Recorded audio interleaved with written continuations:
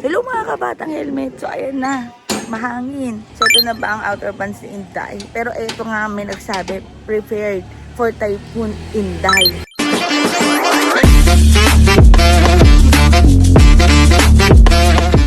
So ayan nga mga kabatang helmet, nakakaloka biglang nagpunta si Atty. Zulaika Lopez sa Senate.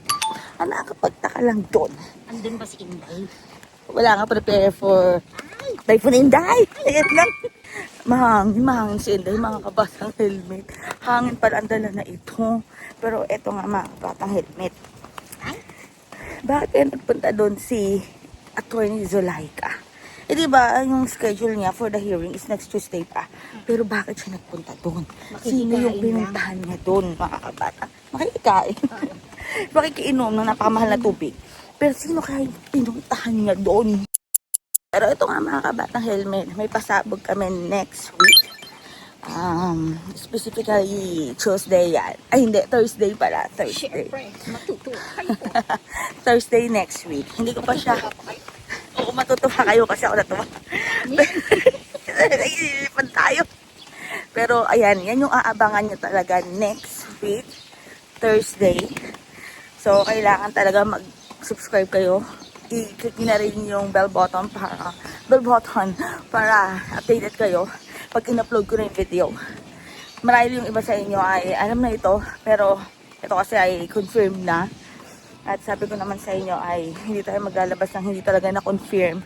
So, kausap ko na yung mga tao na talagang involved dito at confirm na siya, pero naghihintay na lang kami ng go signal kung kailan ko siya pwede ilabas. Pero for sure, matutuwa kayo mga batang helmet.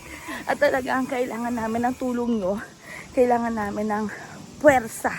O diba? Kasi hindi biro itong desisyon na to.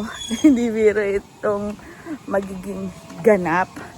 So, kailangan talaga namin ng tulong nyo. At higit sa lahat, kapit lang. Pero ayan nga mga batang helmet. Next Thursday yan. Next week yan.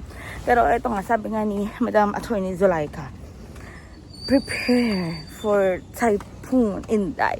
So, nung narinig ko yon, para sa akin, double meaning siya. Prepare for the typhoon specifically dahil may bagyo ngayon. At ang pangalan tayo Inday. At yung isa ko namang naisip ay prepare for Inday. Dahil diba si Madam Sara Duterte ay Inday. Ay sino ba yung Inday na involved kay Madam Zulaika? Diba si Inday Sara? So, kasi diba nga nag-meltdown dahil sa kanya. Tapos sa Zoom, in-affirm yan kahapon. In-affirm yan during the impeachment trial. Good morning, everyone. Good morning, everyone. Good morning po. Prepare for Typhoon Inday. What's the reason for... Ganun. O kaya gusto nyo, stiff-tech na ako. Magkakita ng monitor dito. Ano naman kayong bagong script ni, kamustahin nyo na nga yan. Para matigil na rin. Daming hanas eh.